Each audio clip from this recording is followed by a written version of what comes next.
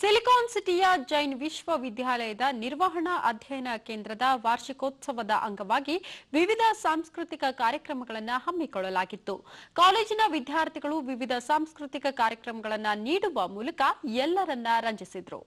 ಅದರಲ್ಲೂ ವಿದ್ಯಾರ್ಥಿನಿಯರು ನಡೆಸಿಕೊಟ್ಟ fashion show ಎಲ್ಲರ ಮೆಚ್ಚುಗೆಗೆ ಪಾತ್ರವಾಯಿತು. ಸಮಾರಂಭದಲ್ಲಿ ಫ್ಯಾಷನ್ ವಿನ್ಯಾಸಗಾರ್ತಿ ಮುಗ್ಧಾ ಗೋಡ್ಸೆ ಭಾಗಿಯಾಗಿ ವಿದ್ಯಾರ್ಥಿಗಳನ್ನು ಹುರಿದುಂಬಿಸಿದ್ರು.